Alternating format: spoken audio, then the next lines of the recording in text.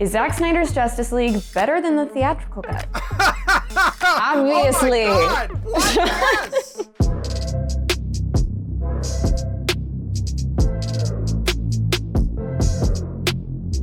Hey everybody, it's Hannah Saulic, the head of video here at CinemaBlend, with Sean O'Connell, our managing editor and author of the release of Snyder Cut book, and we have seen Zack Snyder's Justice League. What?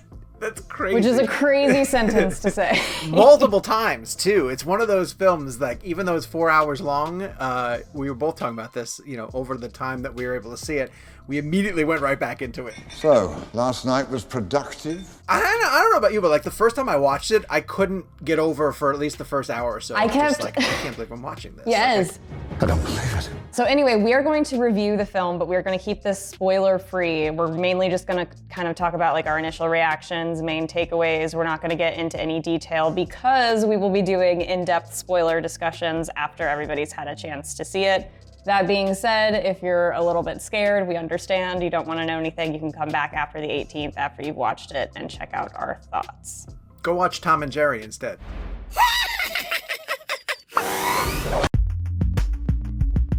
So one of the first things that Sean, you and I both kind of said is just that it's really hard to be objective because there is kind of this side of you that is comparing it to the Whedon cut from 2017. Oh, that shithole. Yeah, it's impossible not to. And, that's not fair to this movie. No. And I guess it's because you and I have watched Theatrical Cut too many times.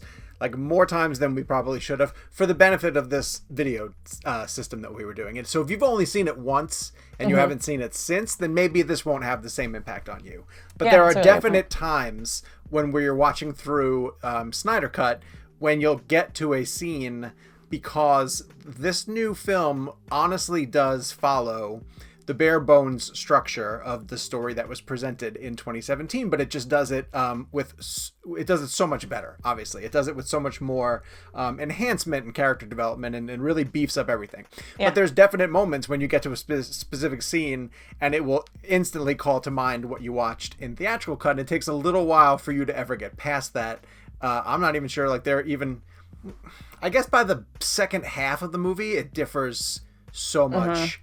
From what it feels like, the second half of Theatrical Cut was heavy reshoots. I would agree with that. Yes, ma'am. But there are a couple of ones, without getting into spoilers necessarily, but like there are some action scenes that they're Zack's because they're in the Snyder Cut that I didn't expect to be Zack's because of the way that they looked in Theatrical Cut. It was hard for me a little bit to separate those two. Did you run into that at all as you were going through it? Yeah, and because my experience with Theatrical Cut for the last 6 months has been me like looking over transcripts of it, and I'm very familiar with all of the dialogue in Theatrical Cut. Gross! Oh! But it's like my brain was just like waiting and comparing and being like, well, that's not what happened in Theatrical Cut. And that's not in like a bad way, but for example, and this clip is in the trailer it was in one of Zack's trailers back in 2017, and it's Diana when she's dusting off the statue or whatever, and they ask her what she did on the weekend, and she says, "What can I say? I'm not that exciting." But in Zack's cut, she says, "What can I do? I'm not that exciting." And it's like every time something like that happened, even if it was just like a different word, it's like my brain was like, I mean, I want to make it clear, Zack Snyder's Justice League is not the same movie as Theatrical Cut at all. Not at all. Like I would never make that generalization. But it was kind of hard at the end because I was like, okay, this is my rating, which we'll get to later. And then I was like, well, am I just comparing it to Theatrical Cut? Because that is such a shit show. Yeah. That like, this is that much better. And I was like, I don't know how to be objective right now because I'm not approaching Zack Snyder's Justice League as if it's its own original thing, because we had to watch that horrible butchered version of it. And to that end, if you've waited this long and you are almost thinking like, maybe I'll watch 2017's just for comparison's sake, like don't at this point. If you've made it this far, just wait because you'll get the much better version of it. It might be fun to do after, to go back and be like, oh my God, why would they make that choice? Well, that was the most fun, is because my wife Michelle watched the full Snyder Cut with me and hadn't seen theatrical, and then she was so cute afterwards. She was like, "Is that other version available? Like, can people watch it?" And I was like, "Yeah, it's readily available." And she's like, "I kind of want to see it. Like, can I watch it?" And I was like, "Oh yeah, we're definitely gonna watch it." Oh my God. Don't do that.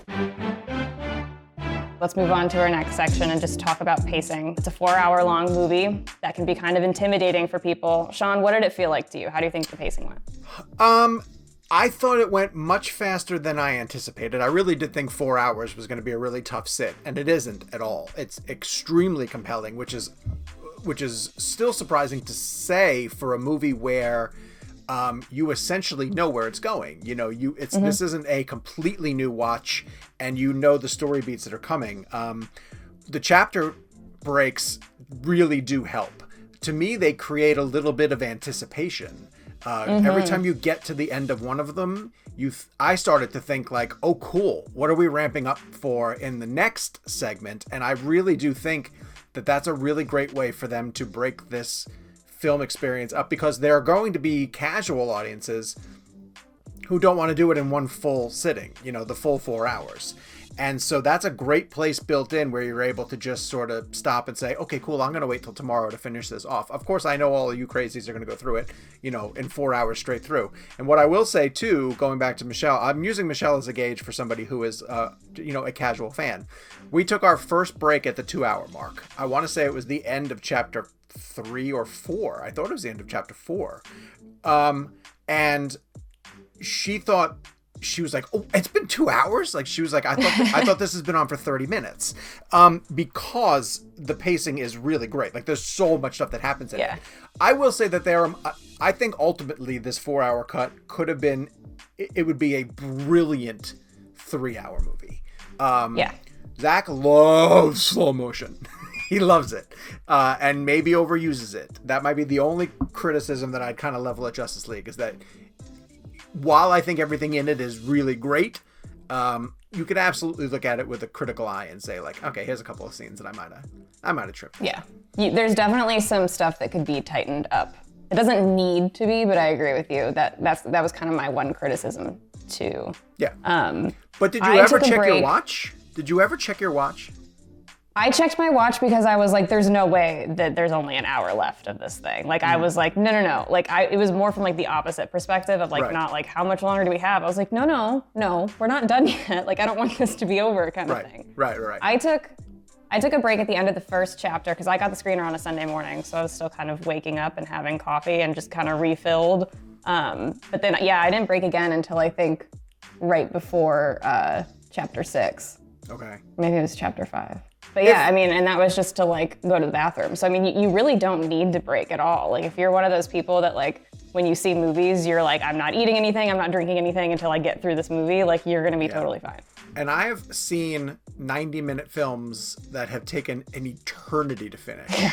This is a 4-hour film that feels like it's a good 2 hours. You know, it really does.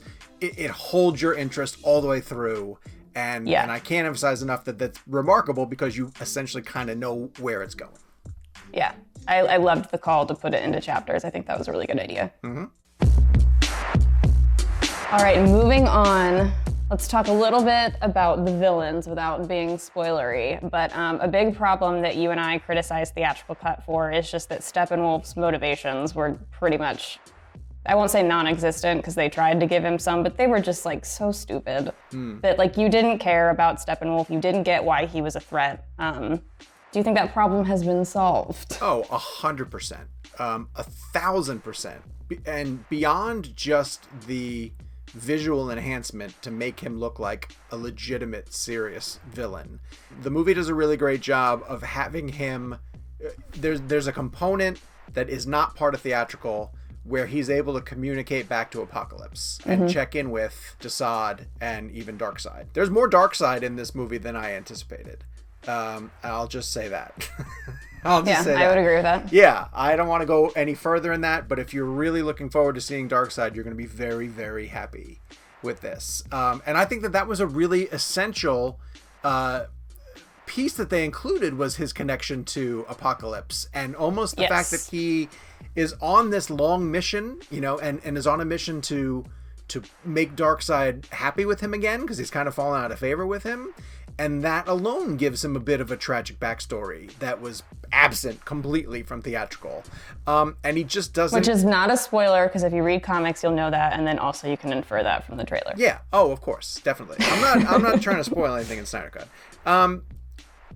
So yeah, just everything about everything they did with Steppenwolf to enhance him is so much better. But I don't think that they didn't do anything to enhance him. They just put him the way that he was supposed to be. It's the Theatrical Cut totally watered him down. And all the stuff with Apocalypse is incredible. It's incredible. Yeah.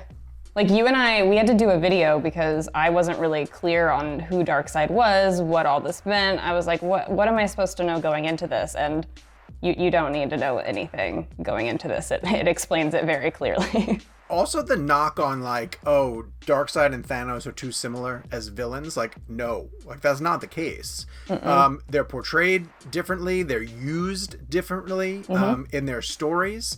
This is not a carbon copy of, what Marvel was able to pull off. And I know that people are going to say that Darkseid came out before There are definitely, Thanos. I will say there are parallels, but I agree. It's not a carbon copy at all. Yeah. There's a new kind of mean in him. Okay, so one other thing before we get to our final thoughts and star rating that I want to point out is just the team dynamic. I think in Theatrical Cut, if you haven't watched it recently, they spend so much time just petty arguing with each other, whether it's, Diana and Bruce being at odds about resurrecting Superman, or just Aquaman and Cyborg's weird tension throughout the whole thing. And it was really nice to me to see throughout this movie, you see a team being formed, which, is the whole point of making a Justice League movie. And it was just such a refreshing surprise. Because I guess I still, maybe this was naive of me, but I still kind of went into Zack Snyder's Justice League thinking that, oh, well, that must have been an element that was in the Snyder Cut, and then Whedon just amplified it. But no, is it a spoiler to say that's not the case? In fact, he a little bit reverse engineers it and tries to drive wedges between the team at different moments, when over the course of Snyder Cut, it's so much more putting the team together and recruiting, for whether it's, and these are elements that you can pick up from the trailers too, but whether it's Diana almost working with Victor to make him feel like he is part of society and our world and part of a team, whether it's Bruce, the way that he recruits Barry. I think Ezra Miller does a much better job.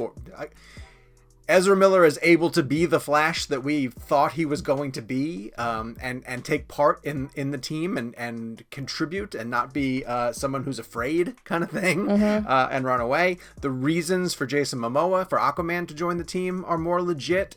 By the time you get to the conclusion, it is tremendous teamwork, working together. And so, yeah, all of that is... It's the vision that Zack had restored, and you'll go back and scratch your head if you watch 2017 after the fact and question why those decisions, why so many decisions were made. Truly.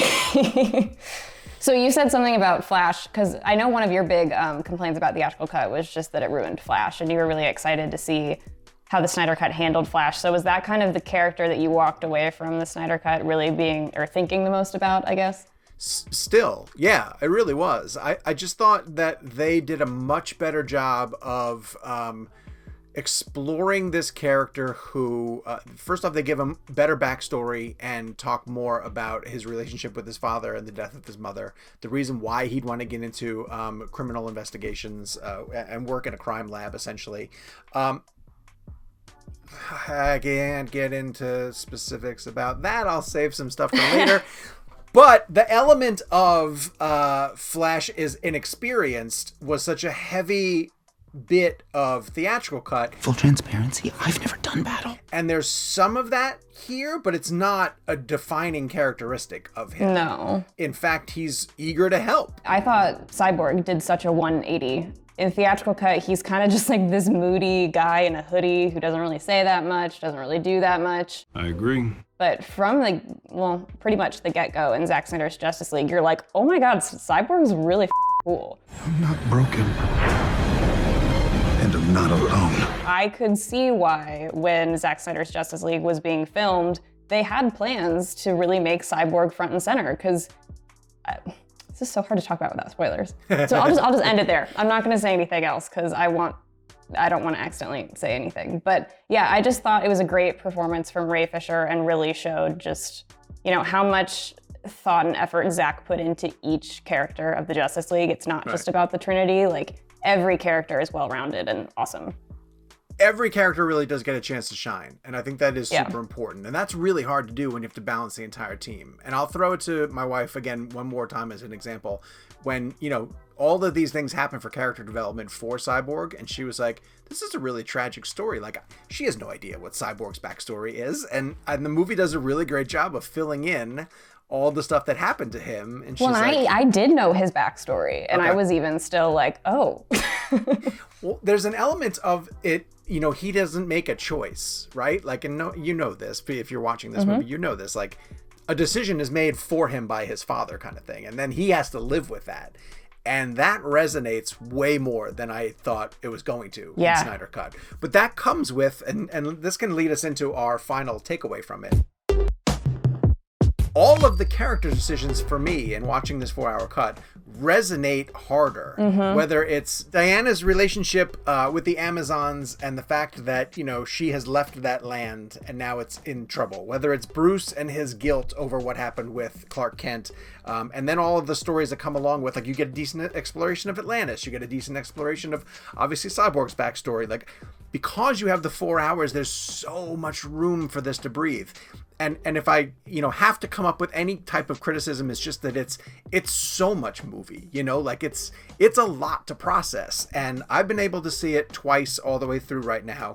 It sits better the second time, because the first time through, you're really just trying to absorb as much as you can. And the second time through, you can almost sit back and let it breathe and kind of understand, like, oh, all right, now I really am figuring out all of this. But it's great. I mean, it's just great. I said this to Hannah, and I'm not exaggerating. To me, it's the best thing that has the DC label on it. It is the most DC movie that I've ever seen, because it just has so many amazing elements that come from the world and the universe of DC, that to see it all up on the big screen or your television screen blows my mind. I cannot believe that this movie exists. Yeah, I think all DC fans, but especially Zack Snyder fans, are just gonna be like beside themselves, honestly. Yeah. I mean, it's so good. And you'll question what happened. We're all still questioning what happened. Like, who looked at this and thought, like, nah, that's okay. We don't want this. Give us what we got instead. Primitive beings. Do you want to give your star rating? Oh, all right, yeah. Have you come to that decision yet? I am at 4 out of 5. It is, I would be 5 out of 5 if you just compared it to the theatrical cut to 2017. Like, it is infinitely better. I don't think that it's not a perfect movie, because I think it could be tightened up in some spots. That's the only thing that I would knock on it. But if you love this world and you cannot literally get enough of it, then you're going to get all of it, and you're going to want to live in it. And this is one of those films that, like, I can already tell you that I liked it more the second time through, and I loved it the first time through. So it's one of those films that I feel like is just, I'm gonna live in it and watch it a million times. But if I had to give it a star rating, I would give it 4 out of 5. This is so boring, because that's also my star rating. What can I say? I'm not that exciting. That's okay. But yeah, for me too, it was a lot of just pacing issues. Some of the music choices kind of took me out of some moments, but I'll get into those when we do our spoiler in-depth discussions. But yeah, I mean, again, I think Zack Snyder fans are just it's everything I think they're gonna want and more. Yep. So we look forward to you guys being able to finally see it. We're going to break the film down chapter by chapter. We're going to have in-depth spoiler discussions. So look forward to those coming up here on our YouTube channel. Hopefully you guys have been keeping up with all of our coverage for it. They are on the YouTube channel here. You can go find the playlist and watch all of our Snyder Cut breakdowns. And as we said, we'll be back with a spoiler-filled breakdown of each of the different chapters of Zack Snyder's Justice League once it reaches HBO Max on March 18th.